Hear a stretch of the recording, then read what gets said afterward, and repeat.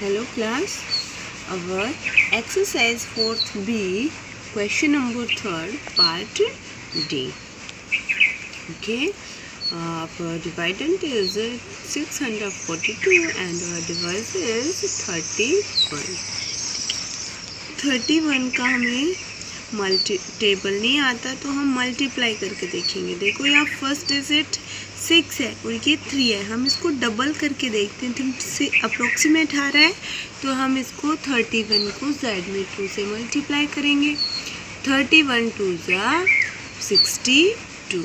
अब देखो 64 से जब हमने 62 सब्ट्रैक्ट किया तो 2 और नीचे से ये 2 आया। अब देखो ये 22 स्मॉलर है 31 के कंपैरिजन में, सो हमने यहाँ पे 0 ऐड कर दिया और हमारा रिमाइंडर है 22।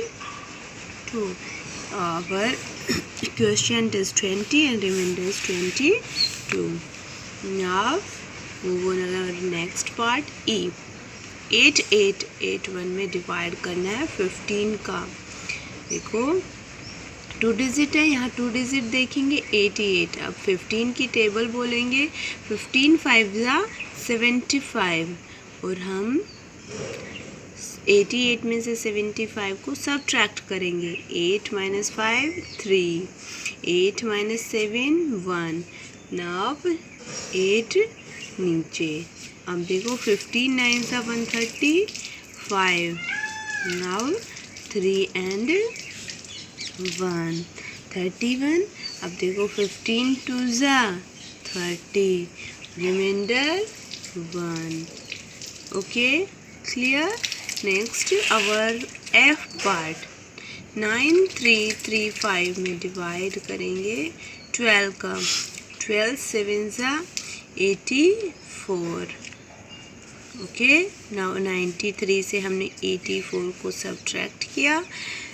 3 से 4 नहीं होगा, कैरी ली। 13 से 4 9, यहाँ अगेन 3 आए ना। 12 7 ज़ा 84।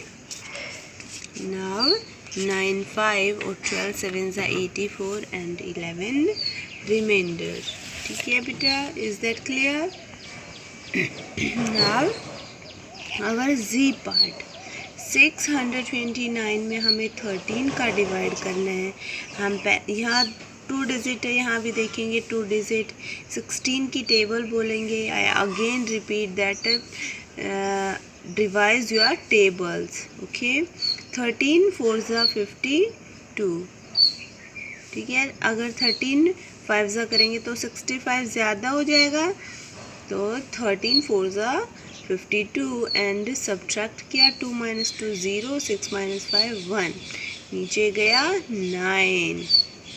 अब 13 8 ज़ा 104 और 9 से 4 जब हमने सब्ट्रैक्ट किया तो 5 अवर रिमाइंडर। नेक्स्ट H पार्ट 1113 यानी 1113 में 41 का डिवाइड करना है। 41 को देखो हमने 3 से मल्टीप्लाई करके देखते हैं। 41 को हम अगर 3 से मल्टीप्लाई करते हैं, 3 1 ज़ा 3, 4 3 ज़ा 12, 123 आएगा जो 111 से ज़्यादा है। तो 41 2 ज़ा करेंगे तो 41 2 ज़ा 82। ठीक है, अब 11 से 2 सब्ट्रैक्ट होगा तो 9 और यहाँ 10 से 2 होगा तो 2, नीचे गया 3।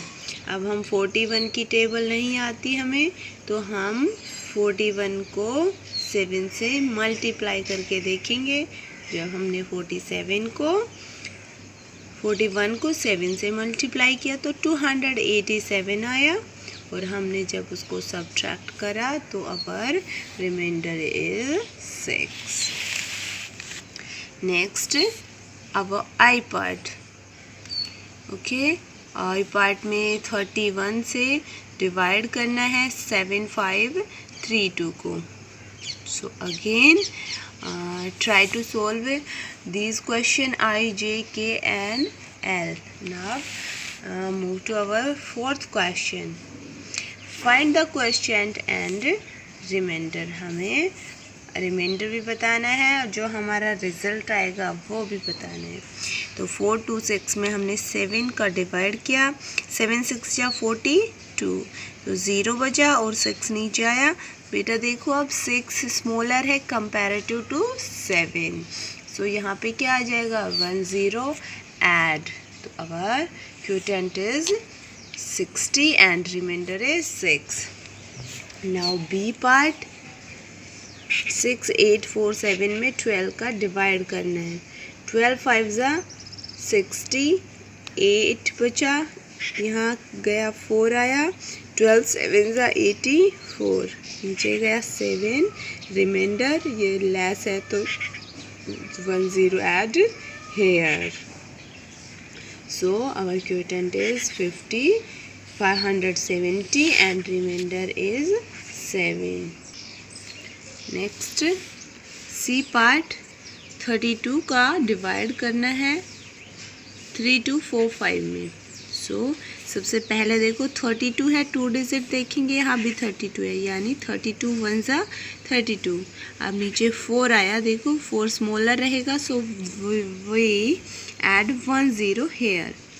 नेक्स्ट सेकेंड डिजिट को हम डाउन लाएंगे 5 को, सो 45 हो गया।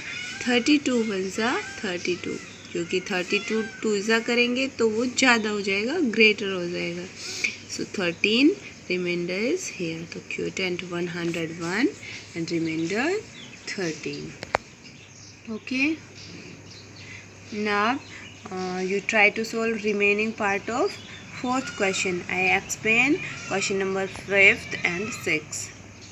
So question number 5.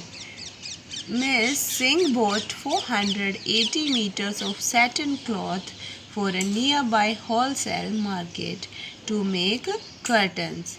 देखो मिस्टर सिंह है ना, वो 400, मिस सिंह जो 480 मीटर सैटिन का कपड़ा खरीदती है अपने पास के ही होलसेल मार्केट से, टू मेक कर्टन, बेटा कर्टन्स होते हैं पर्दे।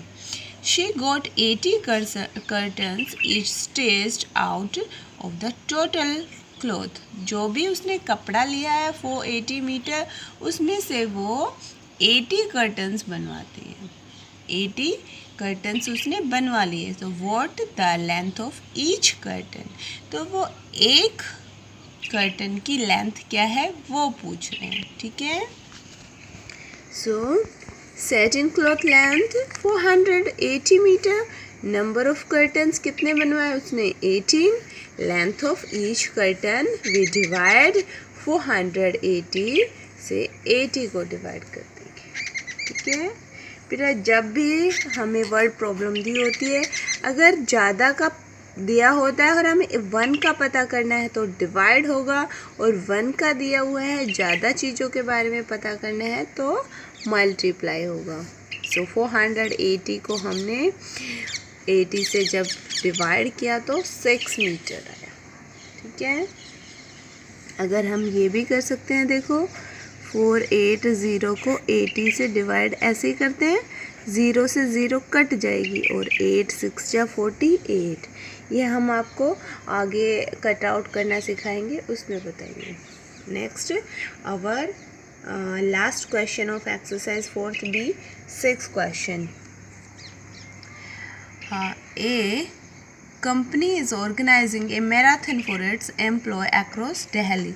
एक कंपनी है वो दौड़ करा रही है दिल्ली में अपने एम्प्लॉयज़ के लिए।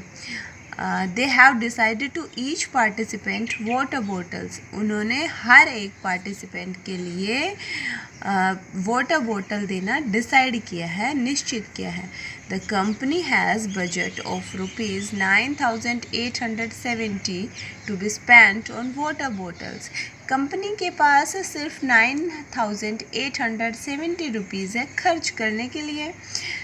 अब यदि 62 employees are taking part in marathon, अगर 62 एम्प्लॉय उस मैराथन में हिस्सा ले रहे हैं, भाग ले रहे हैं, तो how much can be company spend on each participant, तो कंपनी एक जो हिस्सा ले रहा है, एक पार्टिसिपेंट है, उस पर कितने रुपए खर्च करेगी और will there be any money left, और क्या कोई रुपया उसके पास बचेगा? So let's check.